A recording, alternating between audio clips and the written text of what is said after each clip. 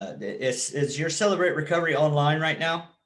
Yeah, Are they? yep. So they've just started to do a live stream through Facebook and connecting with people and reaching out to them. Yeah, Awesome. And is that through a Facebook, Celebrate Recovery at the Ridge, it or? is.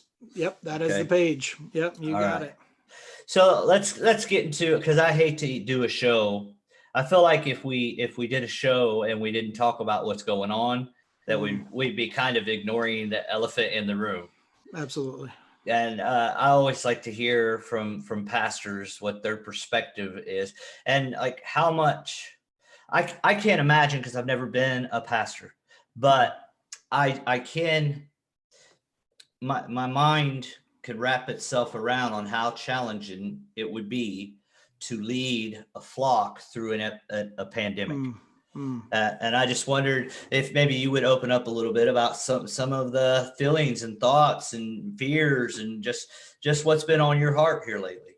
Yeah, yeah. It's I think probably for me, as I look at it, for people that are out there, one, we have this unique opportunity that with everybody in the world, we have this commonality, right? And I don't know that there's anything like that, right, that exists where we Yeah. have that.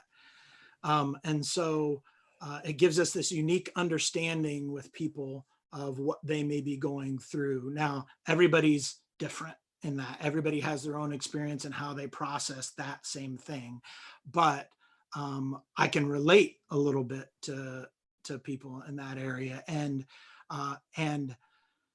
what's on my heart really are those that don't have a place to connect into, right? So those people that don't already have a life group, that don't have a Celebrate Recovery, that don't have something that they're plugged into, or were even before this, that are struggling through some of these same things that all of us are right now, and just ways and looking for ways to open a door so that they can reach out to somebody in a way maybe they haven't before, and be cared for and be heard and be prayed for and those sort of things. So I mean, that's probably the thing that's biggest on my heart. Yeah. Yeah, absolutely. And people that don't have a church home, Yeah.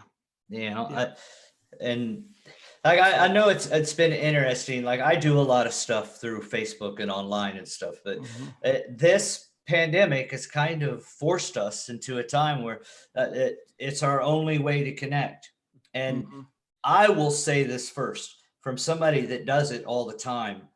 I'm so grateful that we have it, but it is not comparable to one-on-one or gatherings in person. Yeah. Have you experienced that? Have you found that?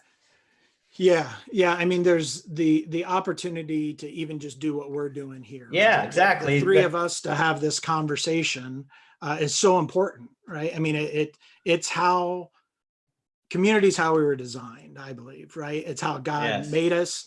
And so what does that look like? Even if somebody considers themselves an introvert, right? And they think that, hey, this isn't I'm not that kind of connection person. Well, introverts are still made for community. They're still made for connection. It just looks different, right? It's not always the same, but they have those relationships in their life. They have them, and those, even some of those relationships in their life are distanced right now. So how do you get this opportunity, whether you're an introvert or an extrovert, to still connect in a way that that God has designed us to do?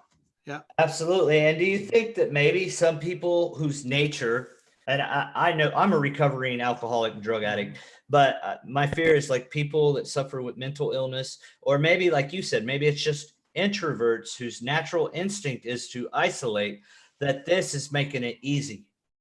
Mm, I fear yeah. that, I feel that people are suffering. And I mean, I know that I struggle. I struggle a lot without intimate fellowship. Hmm. Hmm. and that's why I'm always trying to encourage people to maybe come up with a list of people that they can reach out to that might be doing just that. Yeah. Yeah, I think that's so important. I think everybody individually should be doing that, right? I mean, Yeah. that's something that we've tried to do um, at church is build that kind of list, right? And who can we reach out to and connect with, and from folks on the front lines of stuff that because of their jobs have to put themselves at risk, to people that are high risk categories, to people that we think might not have a connection, right? Um, but I think individually we should own that too. Hey, what does that list look like for you? Have you made those phone calls even to people? Have you been reaching out to them? Because even though we have this shared experience, it can impact people differently, and it is going to amplify, I think, those areas that we struggle with individually too. Yeah. And yeah, yeah. Well, and we got meetings and groups in church where we count on seeing people. Mhm. We see them every week, but maybe that's all it is. Maybe we don't usually talk through the week. We only see them there, and maybe now this is probably something we should do all the time, Mhm. but it's kind of it's amplified and magnified during these times. Like, hey, I wonder how they're doing.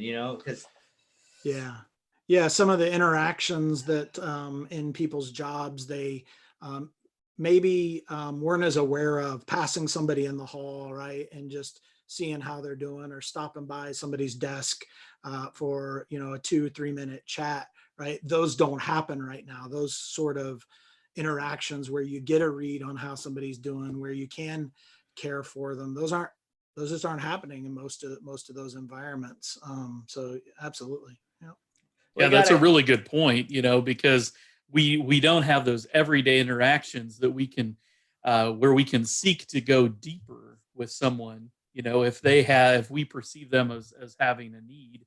And there's somebody in my life that I kind of help out, and yeah, and he's quite a bit to himself, but now he's wanted more phone calls, more Yeah. interaction, and so I'm, making sure that we do that. But yeah, we don't have those kinds of opportunities where we get feedback from people. So that is a very good point. So we need to be thinking about who we should be, reaching out to, and just saying, Absolutely. "Hey, how you doing? You need anything? You need, how's Yeah. life going right now?" That's right. Yeah. That's right. Well, and those people that we see in passing or at work or in church, we've kind of got the icebreaker because we're there. Hey, Mhm, hey, mhm. how are you doing? Hey, how are you doing? And then a conversation strikes up. Now we've got to be a little bit more intentional about it. Mhm, I've got to figure out your number, and I've got to call you and be like, hey, mhm. I was just thinking about you. And Yep. have you guys has the Ridge? Are you guys have you been doing a lot of Zoom here lately, Tim? Yeah. Yeah. A whole lot. Yeah. I Yeah. think the whole world is. Can you imagine Yeah. having stock in Zoom? Ooh. Do you think they caused this? No, I'm just kidding. No. Oh man, the phone calls are coming in now, Yeah. but I can't hear them because I'm working from home. I'm not at the radio station. No, but honestly, are you guys? Is the Ridge a church that has a lot of small groups? Do you guys? Yep. We do. We have, and that's so one of the things that we've been working on, right, is group leaders, group hosts, staying connected with those in their group, right? Because that's so important. And as I mentioned before, um, my heart really goes out to those that weren't in groups, right? So their only interaction was a Sunday morning, and they still have a digital experience, but they don't have that other. So if we're at 50% of our folks are in groups, well, there's 50% of the people that the way that they connected is gone completely, right? They don't have groups in some other fashion right now. And so, that's where we have to have other intentional opportunities for a one-off connect point, or for me as a neighbor to think, oh, well, how can I do that in my neighborhood? Because maybe I don't know what the situation is with my neighbors. And what maybe they're in the 50% at their church that's happening with, and what can I do within the rules of social distancing when I'm taking my trash out and he's taking his trash out, just to Yeah. connect and see how is he doing, how's his family doing, and those sort of things. So yeah. Yeah, Yeah. my group has been. I have a small group with CCC, and we've been meeting because my house sits on like 40 acres. We've been on the back of our SUVs and our trucks, like Mm. 8 to 10 feet apart in Mm. a circle. That I mean, and it works. Mm. It works for now. Yeah. I feel like we kind of got to get creative. We got to Mhm. get a little bit innovative on how to spread the love of Christ right now. Mhm. Mhm. Good. We got to give digital hugs. With that being said, Tim, come on, bring it in, guys. Do you lean right in? I don't know how it works. I'm making it up as I go. Well, and this is the nice thing. If you're not a hugger, right? You can. Yeah. You don't have to experience the awkwardness of Yeah. it. Right? Yeah. I feel like you're gonna have an excuse to get out of hugs for a long time now. It's like, Yeah. Right. I'm not. Oh, I just don't do that. Yeah. Yeah. I'm gonna take your rain check on that. Yeah. I'm not quite ready yet. Okay. 5 years so, later. What? Yeah. So I always like to leave our viewers with a call to action. What kind of call to action, or maybe a website that they could go to participate? Maybe you could give them some days that you do your worship and your ministries online. Yeah. Well, there's always the ridge.org, and we have a page now, the ridge.org /updates, right? Which is kind of about the COVID-19. There's some links in there about how you can, if you are somebody that can help somebody else. So you're already a caregiver for somebody that's high risk or something like that, but you're able to help other people in need. We've got a form on there, and anybody can fill that out and say, yep, raise their hand and say, I'm willing to help people. As well as if you know somebody that is in need of help and what that looks like, you can go there and identify who they are. If you are that person, you can go there and say, hey, I'm that person that needs, and we're trying to pair those people up, because not everybody has family or somebody in the community with them.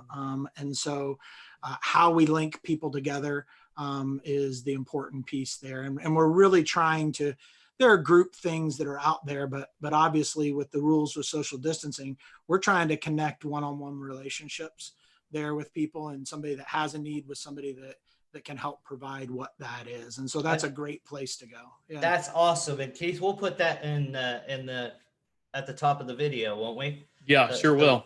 The ridge.org. That's great. And I mean, that's connection at its best right there. Mm-hmm. When you're talking about meeting needs and linking people that can meet the needs with the people that have them. That's great. Yeah.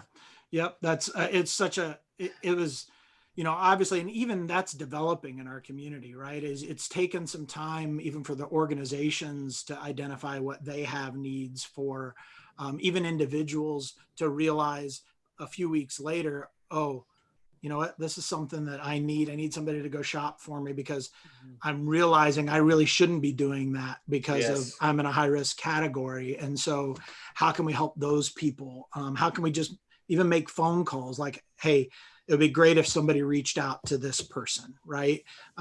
Okay, so we're going to challenge, first of all, the person that said that. Well, why don't you do that? And we would also be glad to do that, because we want to encourage people in that way. Yeah. Well, we really appreciate you taking the time out of your Monday to come and hang out with us. Yeah. I know, like I haven't attended yet, but I have a lot of friends in the community that talk about that talk with enthusiasm and passion about what's going on at the Ridge. So it's an honor to meet you. Yeah. And I'm hoping to meet, how many other pastors do you have at the Ridge? I have to count the offices. I often, that's what I'm thinking in my head. And if I leave somebody out, 1, 2, 3, 4 total. Yeah. Yeah. Right? Well, yeah. Maybe you would share this to your timeline. One of them will see it and be, because I want to extend an invitation. We would like to get some more pastors from the Ridge here, wouldn't we, Keith? Yeah, I think that sounds great. Yeah. I believe that our time is up. Thanks you to everybody that's tuned in during these troubling times. And we will see you next week at 4 p.m. live from the Bridge FM Facebook page. This show is brought to you by Chapel Hill Medical Detox. And I'll let my good friend Keith take it from here. Yeah, sure. So you can find the more about the Inspiring Ministries podcast on our media page at thebridgefm.org.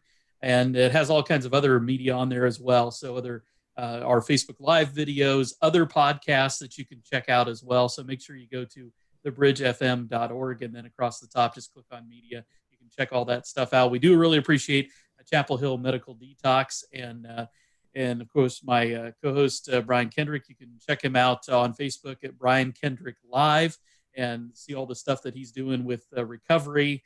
Just some awesome work there. So definitely check that out if you have an interest in that. We all either are that person or know somebody who's recovering from something. So please check that out. And we do really appreciate all the work that Brian has done in these last couple, 3 months working on this podcast with me. So, and then Tim Perkins, our special guest today, Connections Pastor at the Ridge. Really appreciate you joining us, Tim. And also, so, maybe the best beard in Columbus. I think we should start a competition. I think Ryan Furr would probably be right up with you. His is nice. His is a good one. Yeah. And his will never gray because it's red. So maybe we could get a beard off on here. Yeah. See, well, I think Chris Bell, also one of your pastors, he's got a decent beard going on too. Is it a ridge thing? Is it a ridge I wonder. thing? That's a little bit of beard envy going on here for sure. Amazing stuff going on at the Ridge. Please check out theridge.org, right? Theridge.org. Go there, and I'm sure there's links and there's descriptions of all their different services and how you could get involved. Yeah. Thank you, guys. Thank you very much. Thank you. All right. Thank you very much, Tim. Yeah. Now,